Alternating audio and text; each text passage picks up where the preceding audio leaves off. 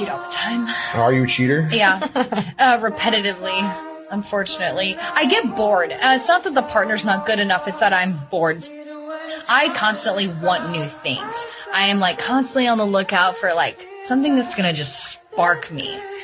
Yeah, but doesn't that mean that you just don't like the guy? Shouldn't you just break up with him then? Yeah, absolutely, but I don't, because you know what? I'm at least getting somewhere. And women like to say, oh, body count doesn't matter. The more people you sleep with, the harder it is to stay with one person. And she literally said that. I was talking about my... Have you ever wondered why some people can't seem to stay faithful in a relationship?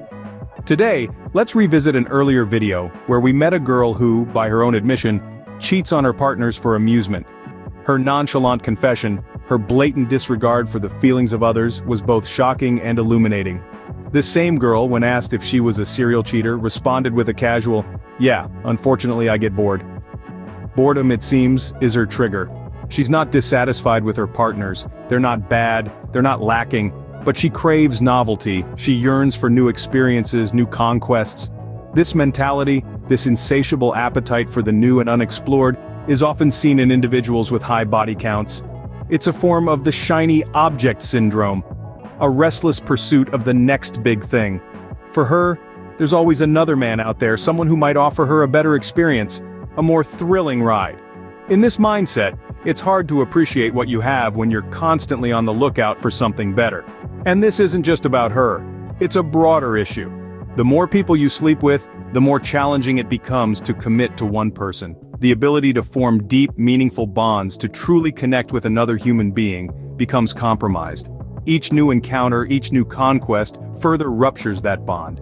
It's easy to dismiss this as a concern only for insecure men, but as we've just seen, it's not about insecurity. It's about the impact of high body counts on commitment, on the ability to connect and stay faithful. So, is the thrill of the chase always worth it? Consider this. Does having more partners mean having more satisfaction? Now there's a question that might have crossed your mind. Let's delve into a phenomenon often observed in individuals with a high number of partners: the shiny object syndrome. Imagine walking through a garden filled with beautiful flowers, each one more vibrant and stunning than the last. In a constant search for the most beautiful bloom, you might pluck one, only to discard it upon seeing a seemingly more attractive flower. This is similar to what happens in the shiny object syndrome. There's always a new partner, a new experience, a new high to chase. In this scenario, the current partner is a beautiful flower, appreciated momentarily, but quickly discarded when a seemingly shinier object comes into view. This constant search for something better, something new, can lead to a cycle of dissatisfaction. Think about it. If you're always looking for the next best thing, can you truly appreciate what you have in front of you? Can you value the person who is currently in your life, giving their all to make you happy? The answer is, unfortunately, no. The shiny object syndrome doesn't allow for it. It's like eating your favorite ice cream while eyeing a potentially more delicious flavor. You might enjoy your current scoop, but there's always that nagging thought, could that other flavor be better? And so, the cycle continues, leaving a trail of discarded cones and half-eaten ice creams in its wake. In relationships, this can lead to a perpetual state of dissatisfaction. A high number of partners doesn't necessarily equate to high satisfaction. It can often lead to an inability to form deep, meaningful connections. You're left searching for a mirage of better, while the real treasure gets lost in the sands of time. But what happens when new becomes normal? Ever wondered why some find it hard to stick to one person? It's a question that has puzzled many, but the answer might be simpler than you think. It has a lot to do with the number of partners one has had. Imagine a roll of tape. The first time it sticks to something, it adheres strongly and firmly, but each time it's peeled away and stuck to something new, it loses a bit of its stickiness. Similarly, the more partners a person has, the harder it becomes to form a strong, lasting bond with a single individual. This phenomenon is known as pair bonding. Pair bonding is the deep connection that develops between two people. It's the glue that holds relationships together. But when you've had multiple partners, this bond can be weakened. Like the tape, each new partner chips away at your ability to form a strong bond. Now, this isn't to say that people with multiple partners can't form meaningful relationships, but it does suggest that they may find it more challenging. The ability to commit to one person becomes increasingly difficult as the number of partners increases. Each new partner is like a new experience, And with each new experience, the previous ones start to fade. They become less significant, less impactful. This is where the rupture in the bond happens. It's like trying to fill a glass with water. The first few drops make a big difference, but as the glass fills up, each additional drop seems to matter less and less. Similarly, when you've had many partners, each new one becomes less significant. This can make it difficult to form a strong, lasting commitment with one person. Moreover, the constant chase for new experiences can lead to a never-ending cycle of dissatisfaction. It's a case of always looking for the next best thing, never being fully satisfied with what you have. This can result in a perpetual state of restlessness and a lack of commitment. So, does more partners equate to less commitment? It's not a definite equation, but it's a pattern that's worth considering when we talk about commitment and relationships. Is caring about a woman's body count a sign of insecurity? A question that's often posed in debates on this topic. But let's take a moment to unpack this, shall we?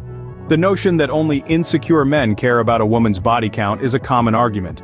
It's often used to dismiss the concerns of those who believe that a high body count could have implications on a woman's ability to commit. But is this really a fair assessment?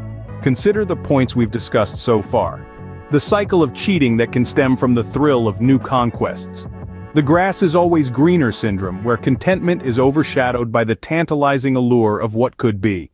The impact on commitment and the difficulty in forming lasting bonds. Are these not valid concerns? This isn't about insecurity. It's about understanding the potential consequences of certain behaviors. It's about recognizing that our actions can and do impact our ability to form and maintain meaningful relationships. It's about acknowledging that some patterns of behavior can make it harder for us to appreciate and value what we have. Insecurity implies a lack of confidence, a fear of not being enough. But this isn't about fear. It's about awareness. It's about understanding human behavior and the potential implications of our choices. It's not about judging or shaming anyone for their past, but about being aware of how our past can shape our present and our future. So, when we talk about a woman's body count, we're not feeding into insecurities.